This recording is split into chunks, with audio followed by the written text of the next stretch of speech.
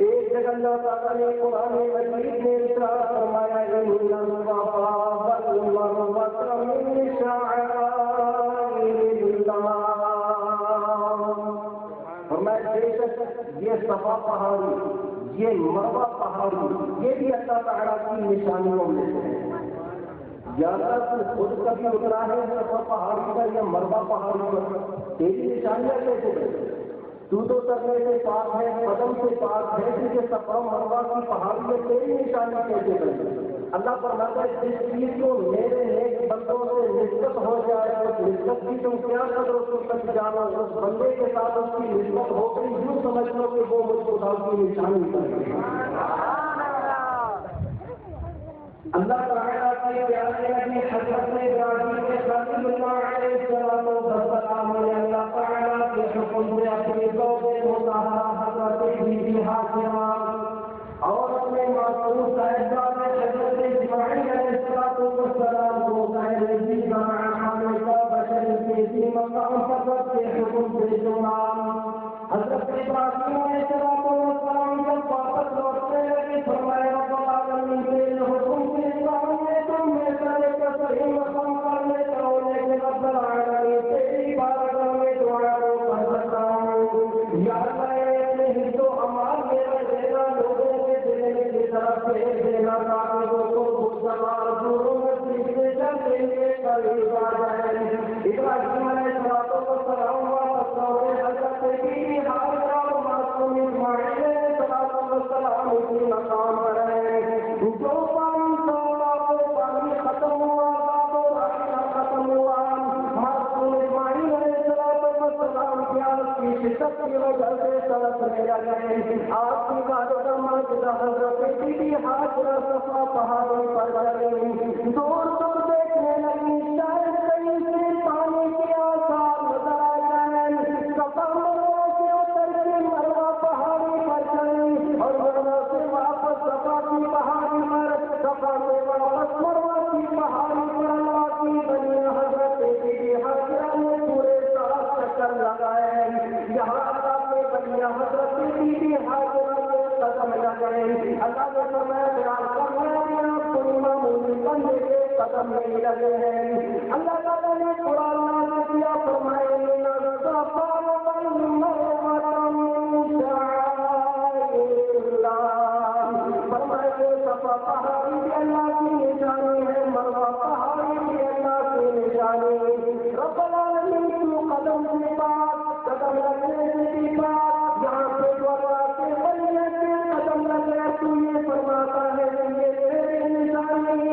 رب نے فرمایا بندوں سے تمہیں سبق لینے چاہیے، جس پہاڑی پر زندگی میں ایک وقت اللہ کے ولی کے قدم لگے وہ پہاڑ اللہ کی نشانی بن جائے، اور جس روز پاس کے اللہ کو بنی کرتے قدموں بتارا کرو خدا کی قدموں بتا کے اللہ تعالیٰ کی نشانی۔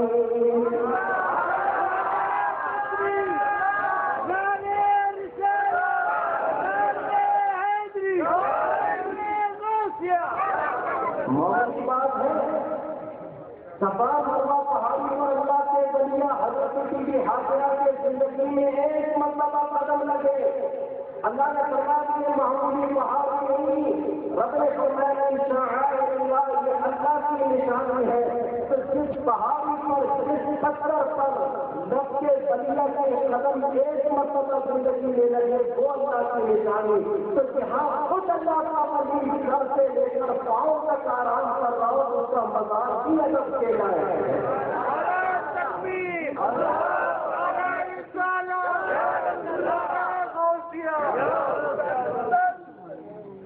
اب سوچنے کی بات کہ وہ ایک پہاڑی یا اللہ اس کے مقابلے میں کشمیر کے بڑے خوبصورت پہاڑ ہے، سرسبز و شاداب ہے۔ اللہ فرماتے ہیں دنیا والوں تمہاری نظریں تو سرسبزی کی طرف لگ رہی ہیں اور میری نظریں میری نگاہیں کرم اپنی نیک بندوں کی قدموں کی طرف لگ رہی ہیں۔ اگر تمہیں سرسبز و شاداب پہاڑ دیکھ رہے ہیں تو تمہیں کشمیر مبارک ہو۔ اگر اللہ کے بندوں کی نسبت تمہیں چاہیے تو تمہیں صفا مروہ کے پاس آنا ہی پڑے گا۔ یہ صفا مروا کیا ہے؟ اللہ کی نشانی. صفا مروا کیا ہے؟ اللہ کی نشانی. اب یہ مختصر اجمالی طور پر صرف قرآن سے بات کروں گا. اب یہ صفا مروا پہاڑی کیا ہے؟ اللہ کی نشانی. یا ایک نشانی یہ ہوگی، اس کے علاوہ کون سی نشانی ہے؟ اللہ نے فرمایا قرآن مجید کا 17واں پارہ پڑھو، وہاں دوسری نشانی کتنے نظر آئے گی. دوسرے مقام پر اللہ تعالیٰ نے قرآن مجید میں ارشاد فرمایا وَالْبُدْنَ جَعَلْنَاهَا لَكُم مِّن شَعَائِرِ اللَّهِ لَكُمْ. اللہ نے فرمایا جو قربانی کا جانور ہے، فرمایا کہ معمولی جانور میں سمجھ لا، بلکہ یہ قربانی کا جانور بھی اللہ تعالیٰ کی نشانی ہے. سوال یہ پیدا ہوتا ہے، میں گیا بازار منڈی، میں نے ایک جانور دیکھا، کسی صاحب نے مجھ سے پوچھا مولانا صاحب دیکھ کے جانا ہے تو کیا کرنا ہے؟ میں نے کہا قربانی کروں. بس اتنی بات میں نے کی، قربانی کے لیے لے کے جا رہا ہوں. اللہ نے فرمایا خبردار، اب یہ جانور دنیا کے سارے جانوروں سے ممتاز ہوں. یادہ کیوں؟ فرمایا اس لیے کہ تم نے اس پر رب کا نام دیا ہے.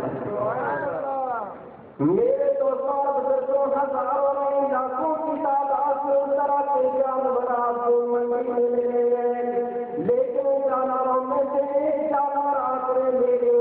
لیتے وقت آپ نے یہ نیت بھی فرمایا کہ میں اسے قربانی کرنے کے لیے یہی جا رہا ہوں. اب قربانی کی نیت